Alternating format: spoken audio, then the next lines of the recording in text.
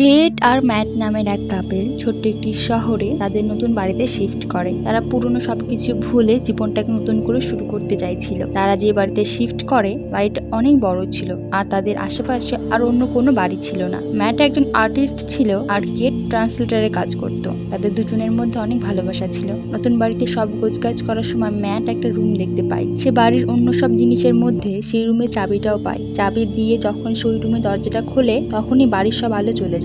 পরের দিন তারা এক ইলেকট্রিশিয়ানকে ডেকে নিয়ে আসে এবং তারা যখন বেসমেন্টে কারেন্ট ঠিক করতে যায় তারা দেখে সেই বেসমেন্টে পুরোটা ওয়্যারে ভর্তি। আর পুরো বাড়িতে আলো না থাকলেও সেই বেসমেন্টের চাকার আকৃতির জিনিসটাই আলো জ্বলছে। এসব দেখে ম্যাট অনেক অবাক হয়ে যায়। ইলেকট্রিশিয়ান লোকটিরও এগুলো দেখে খুব অদ্ভুত লাগে। সে বলে সে এগুলো ঠিক করতে পারবে না আর সেখান থেকে চলে যায়। যাওয়ার আগে ম্যাটকে বলে যে সে খুব অবাক হয়েছে যে এই বাড়িটা কেউ আদৌ কিনেছে। ম্যাট জিজ্ঞেস করে কেন, তখন সে বলে অনেক বছর আগে যে স্বামী স্ত্রী এখানে বাস করতো তারা এই বাড়িতেই খুন হয়েছিল।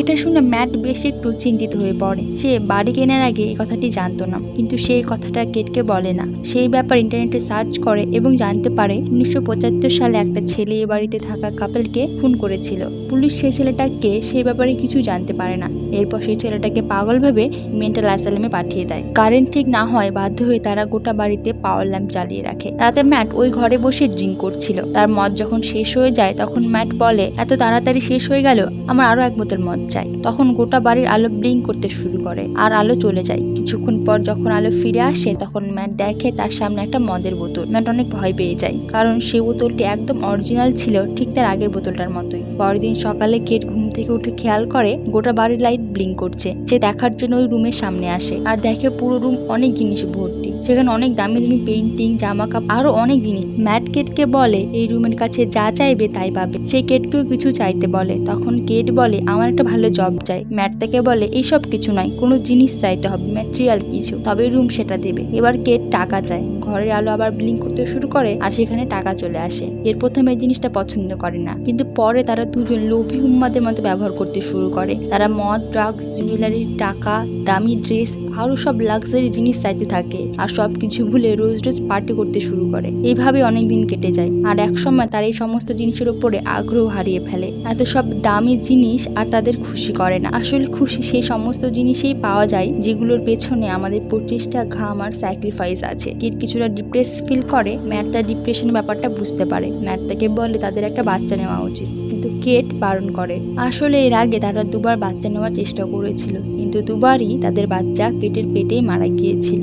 এই নিয়ে দুজনের মধ্যে একটু ঝামেলা হয়ে যায়। তখন ম্যাট মন ঠিক করার জন্য বাড়ির বাইরে চলে যায়। কেট মন খারাপ করে বাড়িতেই বসে থাকে। এরপর তার মাথায় একটা বুদ্ধি আসে। সে ওই রুমে গিয়ে একটা বাচ্চা চায়। ম্যাট বাড়িতে এসে বাচ্চাটিকে দেখে খুব রেগে যায় আর কেটকে বলে তোমার প্রাণ আছে এমন জিনিস চাওয়া একদম উচিত হয়নি। এরপর তারা রুমে যায় বাচ্চাটিকে ফেরত দিতে, কিন্তু তাদের দুজনেরই বাচ্চাটির উপর মায়া পড়ে যায়, তাই তারা সেটা করতে পারে না। এরপর ম্যাট আবার ওই খুনের ব্যাপারে রিসার্চ করতে শুরু করে। সে জানতে পারে সেই খুনিটা পুলিশকে বলেছিল সে ওই ঘরের কথাতেই খুন দুটো করেছিল। এরপর ম্যাট কিছু টাকা নিয়ে ওই মেন্টাল হসপিটালে যায় ওই কিলারটার সঙ্গে দেখা করতে। কিলারটি ম্যাটকে বলে যত তাড়াতাড়ি হোক ওই বাড়ি থেকে বেরিয়ে যাও, তাছাড়া পরিণাম খুব খারাপ হবে। ফেরার সময় ম্যাট যখন পেট্রোলের দাম দেওয়ার জন্য টাকা বের করতে যায় তখন দেখে তার পকেটে কোনো টাকা নেই, শুধুই মাটি। এরপর সে বাড়ি এসে পরীক্ষা করে বুঝতে পারে ওই রুম থেকে যা জিনিস পাওয়া যায় সেটার বাড়ির বাইরে কোনো অস্তিত্ব নেই। বাড়ির বাইরে নিয়ে গেলে সেটা মাটিতে পরিণত হবে। তখনই সে ওই রুমের দেওয়াল ভেঙে দেখার চেষ্টা করে যে আসলে এসবের পেছনে কে বা কি আছে, কিসের কারণে এসব হচ্ছে। কিন্তু সে গোটা বাড়িতে শুধু ওয়্যার দেখতে পায় আর অন্য কিছু না। দেওয়াল ভাঙার আওয়াজে বাচ্চা কাঁদতে শুরু করে। তখন কেট বাচ্চাকে থামানোর জন্য বাইরে নিয়ে যায় আর বাচ্চাটা আরো জোরে কাঁদতে শুরু করে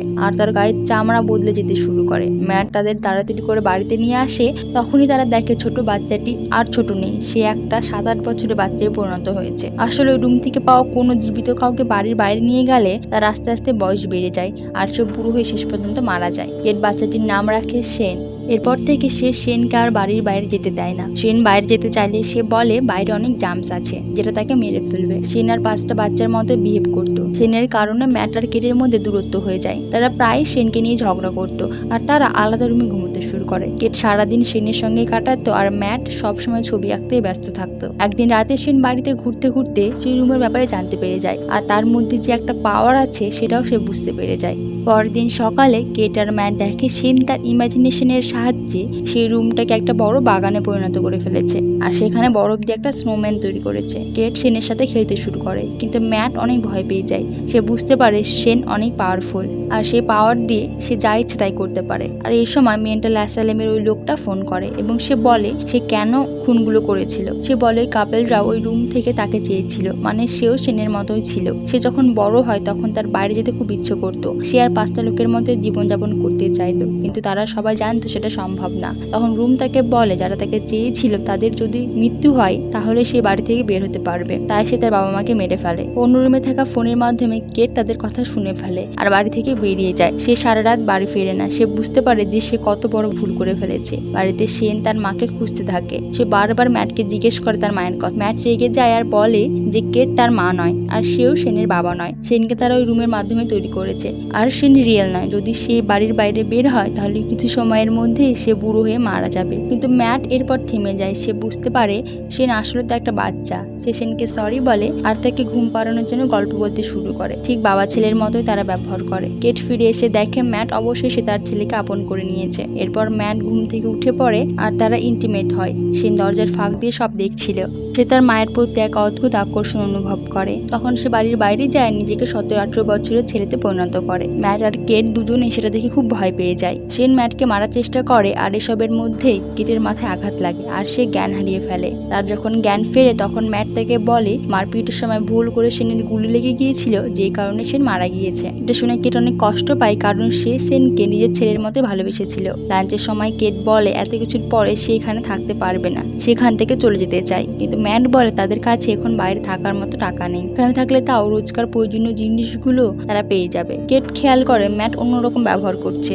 একসময় ম্যাট কেটের সাথে জবরদস্তি করতে শুরু করে। কেট বুঝতে পারে এটা ম্যাট নয় বরং সেন। আসলে সেন কেটের প্রতি এতটা অবজেস্ট হয়ে পড়েছিল যে নিজেকে কেটের স্বামীতে পরিণত করে ফেলেছিল। কেট যখন অজ্ঞান ছিল তখন সেন তাকে সেই রুমে নিয়ে আসে আর রুমটাকে তার ইমাজিনেশনের মাধ্যমে তাদের বাড়ির মতো তৈরি করে ফেলে। ওদিকে ম্যাটের যখন জ্ঞান ফেরে সে কেটকে খুঁজতে শুরু করে। সে দেখে রুমের দরজা বন্ধ। তখন সে দেওয়াল ভেঙে ওই রুমে ঢুকে। সে সামনে তাদের বাড়ির মতো আরো একটি বাড়ি আর বাগান দেখতে পায়। সে বুঝতে পেরে যায় সে নিয়ে সব করেছে। সে কেটকে বাঁচাতে ছুটে যায়। এদিকে সেন কেটকে অজ্ঞান করে তার সাথে ফিজিক্যাল হতে শুরু করে। এর মধ্যে কেটের জ্ঞান এসে যায় আর সে সেনকে মেরে সেখান থেকে পালিয়ে আসে। এমন সময় তার সামনে দুজন ম্যাট চলে আসে। সে বুঝতে পারে না আসল কে। তখন সে সেনের নাম ধরে ডাকে আর সেন উত্তর নেয়। তখন সে বুঝতে পেরে যায় কোনটা আসল ম্যাট। সে সেনকে ধাক্কা মেরে সিঁড়ি থেকে ফেলে দেয় আর ম্যাটের সাথে পালাতে শুরু করে। কিন্তু সেন তার ইমাজিনেশনের মাধ্যমে বারবার বাড়ির ডিজাইন বদলে দিচ্ছিল, যার কারণে তারা পালাতে পারছিল না। তারা এক ভুলভুলাইয়ার মধ্যে পড়ে গিয়েছিল। কোনো মতে বেরোনোর দরজা খুঁজে পাচ্ছিল না। তখন ম্যাট একটা বুদ্ধি বের করে। যেহেতু তারা ওই রুমের মধ্যে আছে, তারা রুমের কাছ থেকে তাদের ক্লোন চায়। সেন তখন ভুল করে ম্যাটের ক্লোনকে ম্যাট